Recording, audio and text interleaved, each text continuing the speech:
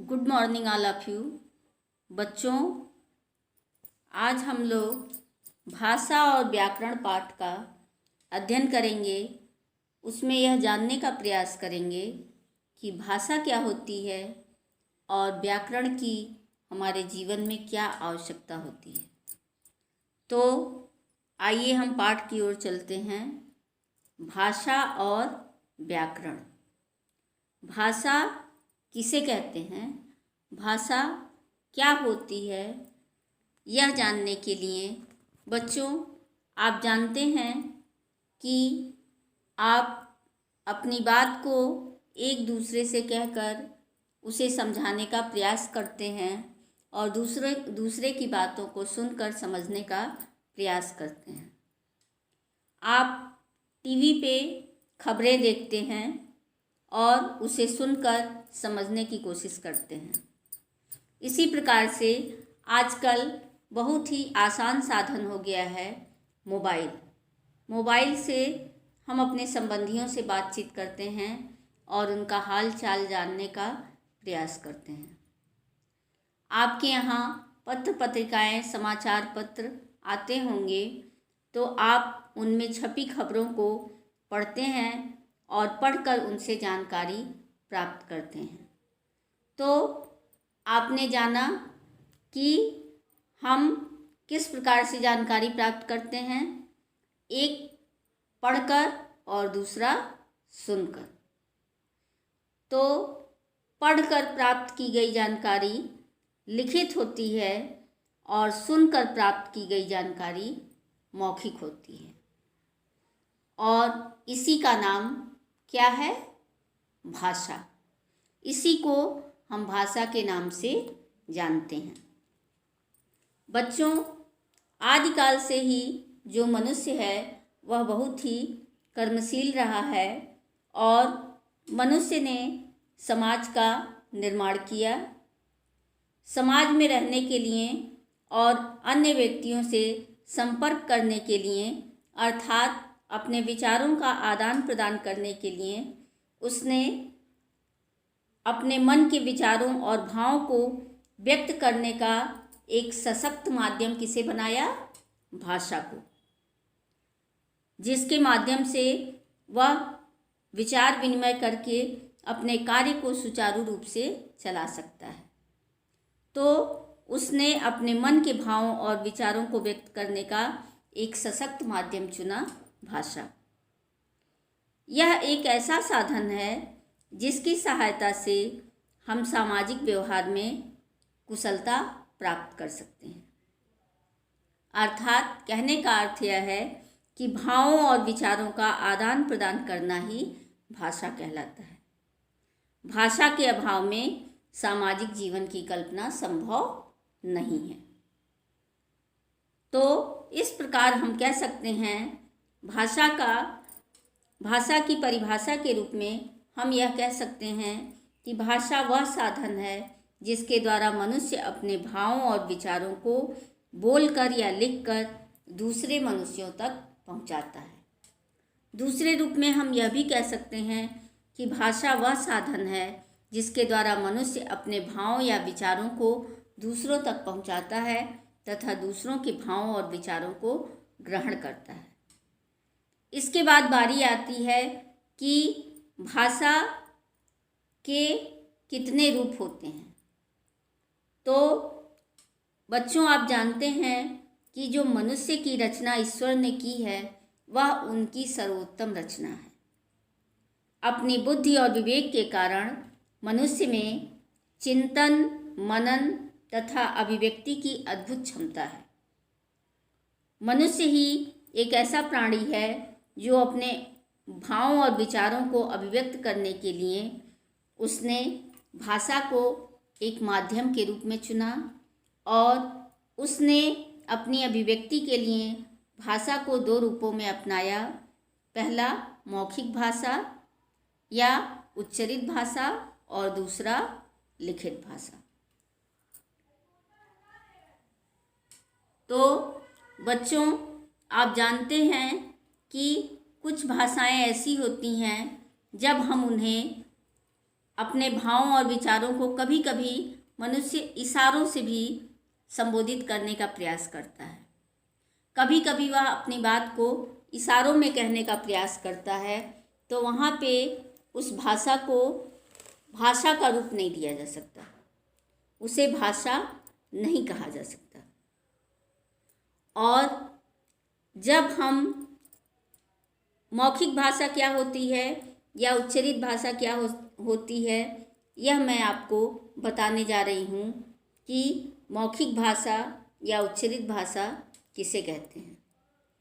मौखिक भाषा ही भाषा का मूल रूप है। मौखिक भाषा या उच्चरित भाषा मुख के द्वारा बोली जाती है। जब हमारी इस सृष्टि का आरंभ हुआ था, तभी मौखिक भाषा के द्वारा ही मनुष्य अपने भावों और विचारों की अभिव्यक्ति करता था। मौखिक भाषा सरल होती है, उसे एक दूसरे से बातचीत करके धीरे धीरे मनुष्य ग्रहण कर लेता है। तो पहले मनुष्य ने उसी रूप में भाषा को बोलना और सीखना प्रारंभ किया, लेकिन धीरे धीरे वही भाषा का रूप जब व्यक्ति अपने विचारों को या भावों को रखता था, तो धीरे धीरे उसे यह भी आवश्यकता महसूस हुई कि अगर कोई व्यक्ति हमसे दूर है तो हम उसके पास अपनी बात को किस प्रकार से पहुंचाएं। तो इसके लिए मनुष्य ने भाषा के उच्चरित रूप को धीरे धीरे लिखित रूप देना प्रारंभ किया। भाषा का जो बोलचाल का रूप है वही उच्चरित भाषा या मौखिक भाषा कहलाता है। जो ध्वनियों में स्वर और व्यंजन दोनों आते हैं, जो हमारे मुख से उच्चरित होती हैं और उसके माध्यम से हम अपनी बात को अपने अगले श्रोता या सुनने वाले को बताते या समझाते हैं, वही आपकी उच्चरित भाषा या मौखिक भाषा कहलाती है।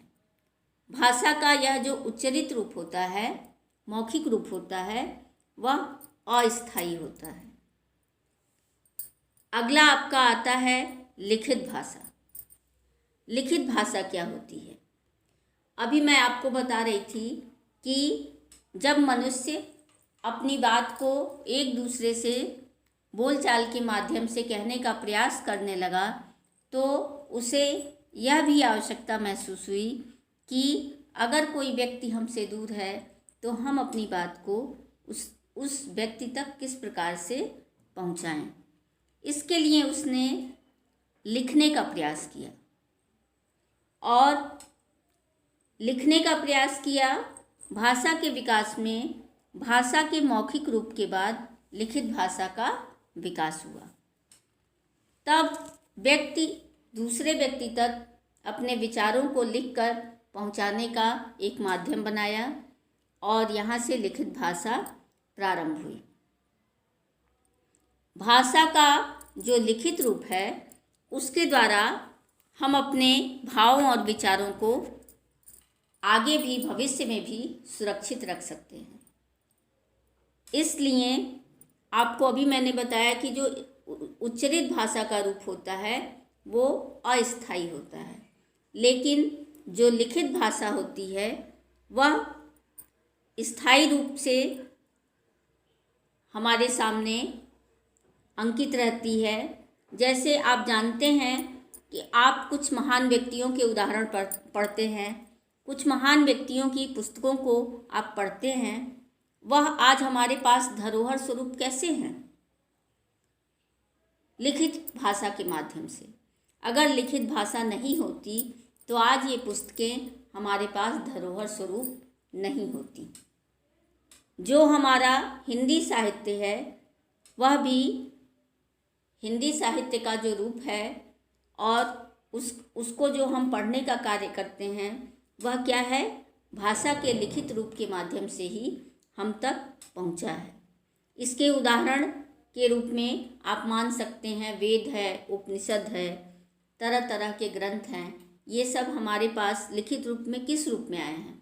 लिखित भाषा के माध्यम से। जो इसके बाद बारी आती है कि लिखित भाषा, आप बच्चों आप जान गए कि लिखित भाषा क्या होती है और लिखित भाषा की आवश्यकता हमें क्यों पड़ी। इसके बाद बारी आती है कि लिपि क्या होती है। तो लिपि क्या होती है यह जानने के लिए मैं आपको बता रही हूँ कि मौखिक ध्वनियों को अंकित करने के लिए निर्धारित चिन्हों की व्यवस्था को लिपि कहते हैं। जो हमारे मुख से मौखिक ध्वनियाँ निकलती हैं, जो हम बातचीत का माध्यम बनाते हैं, जिन ध्वनियों को जब हम उन्हें लिखने का या कहीं अंकित करने का प्रयास करते हैं तो उसके लिए एक निर्धारित चिन्ह निश्चित होता है और उन चिन्हों के लिए जो लिखने का हम प्रयास करते हैं, जो व्यवस्था बनाते हैं, उसे ही लिपि कहते हैं। जैसे जिन वर्णों का आप प्रयोग करते हैं, जिन ध्वनियों को आप अपने मुख से उच्चारित करते हैं, उन्हें जब आप वर्णों के माध्यम से लिखने का प्रयास करते हैं तो वह आपकी लिपि कहलाती है। बच्चों आप जानते हैं कि विभिन्न भाषाओं की बहुत सारी लिपियाँ होती हैं। जैसे प्रत्येक भाषा की लिपि अलग अलग होती है, लेकिन जैसे मराठी, हिंदी और संस्कृत भाषा की लिपि देवनागरी है, पंजाबी भाषा की लिपि गुरमुखी है, उर्दू भाषा की लिपि फारसी है, अंग्रेजी भाषा की लिपि रोमन है। और तो इस प्रकार से आप जान सकते हैं कि ये लिपि क्या होती है और इस लिपि की आवश्यकता हमें क्यों होती है। आगे हम देखते हैं कि इसके बाद बारी आती है बच्चों कि राजभाषा किसे कहते हैं। राजभाषा, राज्य या प्रशासन की भाषा को राजभाषा कहते हैं। राजभाषा के अंतर्गत ही राष्ट्रभाषा को भी रखा गया है। इसके बाद बारी आती है मातृभाषा क्या होती है। तो बच्चों, बच्चा जब अपनी मातृभाषा को सीखने का प्रयास करता है, जैसे मान लीजिए कि अगर कोई बच्चा गुजराती है, तो आप जानते हैं कि बच्चा जब छोटा होता है तो पहले वह अपनी माँ के संपर्क में आता है और अपने माँ के द्वारा, अपने माँ के मुख से कही गई जिन बातों को वह सीखता है और समझता है तथा उसे ग्रहण करने का प्रयास करता है या बोलने का प्रयास करता है, वह होती है मातृभाषा, माँ के द्वारा सीखी गई भाषा। तो अगर कोई बच्चा गुजराती है और वह अपनी माँ से गुजराती भाषा को सीखता है तो वही भाषा आगे चलकर मातृभाषा का रूप ले लेती है। बच्चों, उच्चरित भाषा और लिखित भाषा में क्या अंतर होता है? तो उच्चरित भाषा का आधार ध्वनि है। ध्वनियों के माध्यम से हम अपनी बात को उच्चरित करने का प्रयास करते हैं। उच्चरित भाषा बोलकर व्यक्त की जाती है। उच्चरित भाषा भाषा का अस्थायी रूप होती है। उच्चरित भाषा गतिशील होती है। उच्चरित भाषा भाषा का प्रधान रूप है, जबकि लिखित भाषा का आधार वर्ण है। लिखित भाषा लिखकर व्यक्त की जाती है। लिखित भाषा भाषा का स्थायी रूप होती है। लिखित भाषा स्थिर होती है। लिखित भाषा भाषा का गौण रूप है। तो ये आपका उच्चरित भाषा और लिखित भाषा में अंतर था। बच्चों, एक चीज़ मैं और आपको बताना चाहती हूँ कि बोली किसे कहते हैं। बोली क्या होती है? तो बोली किसे कहते हैं? किसी क्षेत्र विशेष में या किसी छोटे क्षेत्र में बोली जाने वाली जो भाषा होती है या वहाँ की जो स्थानीय बोली होती है, वहाँ का जो भाषा का स्थानीय रूप होता है, वह होता है बोली। वह बोली कहलाती है। इसके बाद बारी आती है व्याकरण। बच्चों, अभी हम लोगों ने समझा कि भाषा क्या होती है, भाषा किसे कहते हैं, भाषा की परिभाषा क्या होती है, भाषा के कितने रूप होते हैं, भाषा के 2 रूपों के विषय में जाना, उच्चरित भाषा या मौखिक भाषा और लिखित भाषा। उच्चरित भाषा और लिखित भाषा में क्या अंतर होता है। इसके पश्चात बारी आती है व्याकरण की। व्याकरण किसे कहते हैं? व्याकरण का हमारे हिंदी भाषा में क्या कार्य है? तो भाषा और व्याकरण, किसी भी भाषा की नियमावली को उसका व्याकरण कहते हैं। अर्थात किसी भी भाषा के अपने कुछ नियम होते हैं, उसकी कुछ ध्वनियाँ, शब्द, पद, वाक्य रचना के नियम भी अलग अलग होते हैं। प्रत्येक भाषा की जो नियमावली होती है उसको हम क्या कहते हैं? व्याकरण। और प्रत्येक भाषा के नियमावली के नियम भी अलग अलग होते हैं।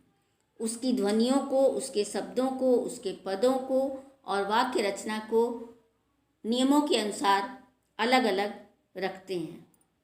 तो किसी भी भाषा के नियमों को एकत्र करना और उन्हें पाठकों को समझाना तथा भाषा का मानक रूप स्थापित करना ही व्याकरण का कार्य होता है। बच्चों, आपकी समझ में आया कि किसी भी भाषा के नियमों को एकत्र करना। अभी हमने आपको बताया कि प्रत्येक भाषा के अपने कुछ नियम होते हैं और उनमें जो ध्वनि, शब्द, पद या वाक्य की रचनाएं होती हैं उनके नियम भी अलग अलग होते हैं। तो किसी भी भाषा के नियमों को एकत्र करना और उन्हें पाठकों को समझाना तथा भाषा का मानक रूप स्थापित करना व्याकरण का कार्य है। व्याकरण यह कार्य करता है। आप अपने पाठ में देखिए कि हिंदी भाषा का नियम क्या है। वाक्य में क्रमशः कर्ता, कर्म एवं क्रिया आते हैं, जैसा कि उदाहरण के द्वारा बताया गया है। जबकि अंग्रेजी भाषा का नियम क्या है, उससे भिन्न है। अंग्रेजी में पहले कर्ता, उसके बाद क्रिया और अंत में कर्म आता है।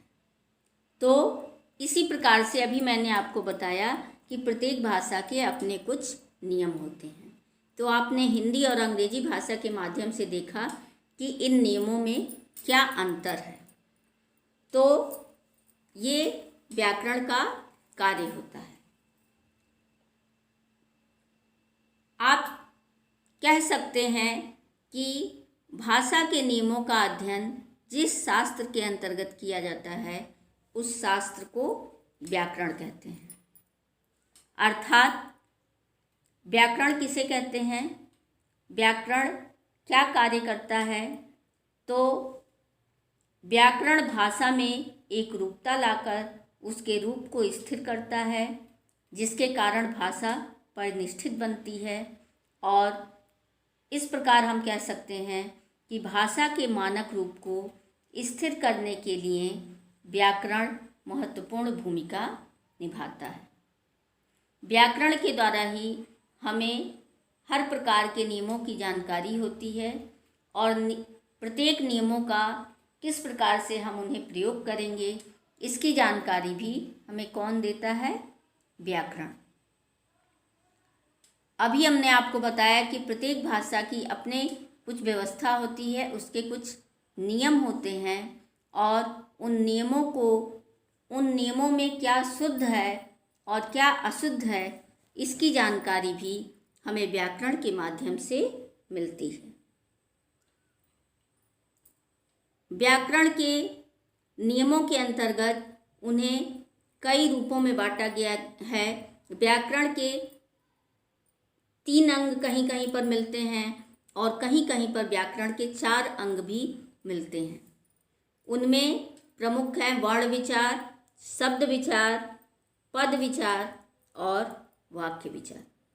आपकी पाठ्य पुस्तक में पद विचार का जिक्र नहीं आया है, लेकिन व्याकरण के नियमों के अंतर्गत उसको 3 शीर्षकों में बांटा गया है और कहीं कहीं व्याकरण के अंग 4 प्रकार के भी पाए जाते हैं: वर्ण विचार, शब्द विचार, पद विचार और वाक्य विचार। तो बच्चों, आपने देखा कि व्याकरण किस प्रकार की भूमिका निभाता है हमारी हिंदी भाषा को शुद्ध करने के लिए। इसके बाद हम कह सकते हैं कि साहित्य किसे कहते हैं। साहित्य किसे कहते हैं? ज्ञान के संचित कोश को साहित्य कहा जाता है। साहित्य 2 रूपों में मिलता है: पद्य साहित्य और गद्य साहित्य। पद्य साहित्य क्या होता है? जब साहित्यकार अपनी बात कविता, दोहों, छंदों, गीतों आदि के द्वारा व्यक्त करते हैं तो वह पद्य साहित्य बन जाता है। पद्य साहित्य के कवियों के अंतर्गत सूरदास, तुलसीदास, कबीरदास, मैथिली शरण गुप्त, रामधारी सिंह दिनकर और सूर्यकांत त्रिपाठी, निराला जैसे साहित्यकार आते हैं। गद्य साहित्य क्या होता है? जब कोई साहित्यकार अपने विचार साधारण भाषा के बोलचाल के रूप द्वारा कहते हैं, जो साधारण रूप से हमारे बोलचाल के माध्यम से प्रकट होती है, तो वह गद्य साहित्य बन जाता है। गद्य साहित्य के अंतर्गत आपकी कहानियाँ, नाटक, उपन्यास, निबंध, जीवनी, पत्र, संस्मरण, रेखाचित्र आदि ये आपके गद्य साहित्य के उदाहरण हैं। जैसे बच्चों, आप लोग प्रेमचंद की कहानियाँ या उपन्यास पढ़े होंगे, जयशंकर प्रसाद को पढ़ा होगा, उनके नाटकों को पढ़ा होगा, महादेवी वर्मा के संस्मरण और रेखाचित्र हम लोग पढ़े हैं। तो ये आपके गद्य साहित्य के उदाहरण हैं। तो बच्चों, इस प्रकार हमने सीखा भाषा वह साधन है जिसके द्वारा मनुष्य अपने भावों या विचारों को दूसरों तक पहुंचाता है। इशारों द्वारा किया गया संप्रेषण भाषा नहीं कहा जा सकता। भाषा के 2 रूप होते हैं: उच्चरित या मौखिक भाषा तथा लिखित भाषा। किसी भाषा के उच्चरित रूपों को लिखकर प्रस्तुत करने का ढंग लिपि है। देवनागरी लिपि में हिंदी, संस्कृत, नेपाली, बोडो, मराठी आदि भाषाएं लिखी जाती हैं। भाषा के नियमों का अध्ययन जिस शास्त्र के अंतर्गत किया जाता है उसे व्याकरण कहते हैं। व्याकरण के 3 अंग होते हैं: वर्ण विचार, शब्द विचार तथा वाक्य विचार। व्याकरण के अंगों का एक विचार और है पद विचार। तो बच्चों, आपने भाषा और व्याकरण के संबंध में अध्ययन किया कि भाषा क्या होती है, भाषा किसे कहते हैं, भाषा के कितने रूप होते हैं, भाषा के रूपों के अंतर्गत कौन कौन से 2 रूप आते हैं। तो वो 2 रूप हैं उच्चरित भाषा और लिखित भाषा। उच्चरित भाषा और लिखित भाषा में क्या अंतर होता है? लिपि किसे कहते हैं? कई भाषाओं की लिपियों के बारे में आपने जाना और उसके पश्चात आपने व्याकरण किसे कहते हैं, बोली क्या होती है और व्याकरण का हमारे हिंदी भाषा में क्या महत्वपूर्ण योगदान है, यह सारी चीज़ें हमने सीखा। तो बच्चों, आगे चलते हैं।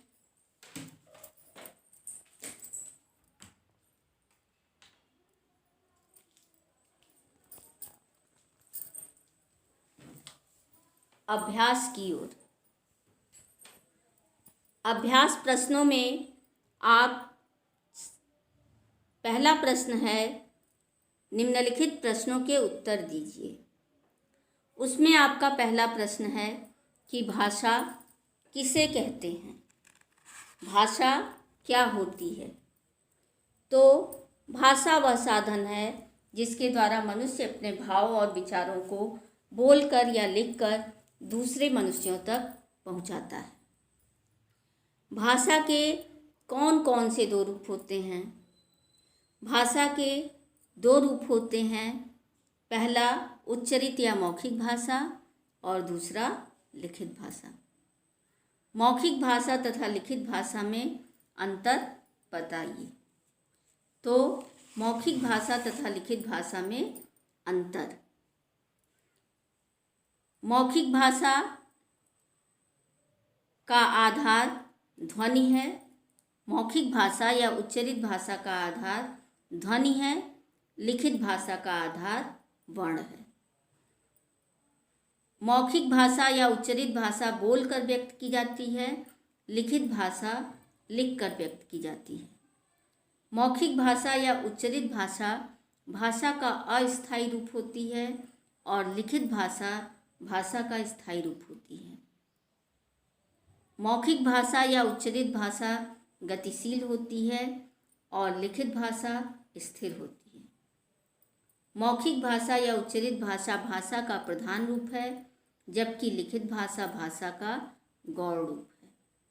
अगला क्वेश्चन है कि लिपि चिन्ह क्या होते हैं? तो मौखिक ध्वनियों को अंकित करने के लिए निर्धारित चिन्हों की व्यवस्था को लिपि कहते हैं। व्याकरण का क्या कार्य है? व्याकरण भाषा में एक रूपता लाकर उसके रूप को स्थिर करता है, जिससे भाषा परिनिष्ठित बनती है। अतः भाषा के मानक रूप को स्थिर करने के लिए व्याकरण महत्वपूर्ण भूमिका निभाता है। व्याकरण के नियमों का अध्ययन किन तीन शीर्षकों के अंतर्गत किया जाता है? व्याकरण के नियमों का अध्ययन निम्नलिखित तीन शीर्षकों के अंतर्गत किया जाता है। उनमें पहला है वर्ण विचार, दूसरा शब्द विचार तथा तीसरा वाक्य विचार। बच्चों, अगला प्रश्न है सही कथन पर सही तथा गलत कथन पर गलत का निशान लगाइए। पहला वाक्य है विचारों को व्यक्त करने का साधन ही भाषा है। तो यह कथन आपका सही है। भाषा में केवल बोलकर ही हम अपने विचार व्यक्त कर सकते हैं। यह आपका कथन गलत है। उच्चरित भाषा का आधार होता है वर्ण। यह भी आपका गलत है, क्योंकि उच्चरित भाषा का आधार क्या होता है? ध्वनि।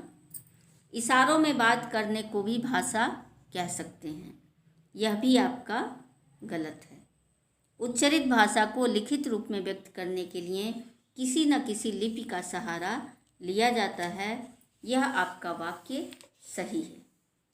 हिंदी तथा उर्दू दो अलग अलग भाषाएं हैं। यह भी आपका सही है। अंग्रेजी की लिपि रोमन है। सही है। व्याकरण हमें भाषा के शुद्ध तथा अशुद्ध रूप का ज्ञान कराता है। यह भी आपका सही कथन है। अगला आपका प्रश्न है रिक्त स्थानों की पूर्ति कीजिए।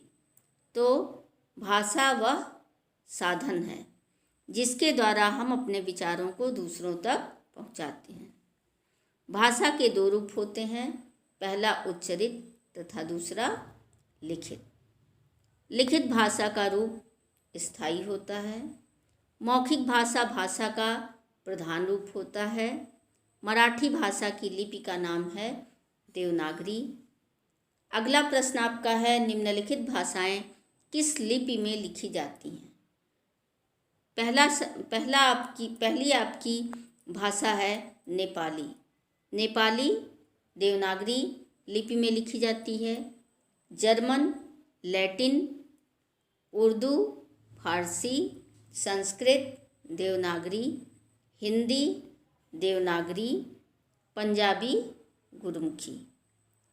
तो बच्चों, आज हम लोग अपने भाषा और व्याकरण पाठ का अध्ययन करते हुए हमने जाना कि भाषा क्या होती है, भाषा के कितने रूप होते हैं, भाषा को किन किन रूपों में बांटा गया है, भाषा के दो रूप कौन कौन से हैं, उन दो रूपों में क्या अंतर होता है, बोली किसे कहते हैं, लिपि किसे कहते हैं, राजभाषा क्या होती है, राष्ट्रभाषा क्या होती है, मातृभाषा क्या होती है, और साथ में व्याकरण का हमारे हिंदी भाषा में क्या महत्वपूर्ण योगदान है, उसका क्या कार्य है। यह चीज़ें हमने अपने भाषा और व्याकरण पाठ के अंतर्गत सीखी। तो आपका यह पाठ संपन्न होता है। बच्चों, आपको हमने अभ्यास प्रश्न बता दिए हैं, आप उन्हें करने का प्रयास करिएगा। आप उसे पढ़िएगा और समझिएगा और सुंदर सुंदर अक्षरों में लिखने का प्रयास करिएगा। धन्यवाद।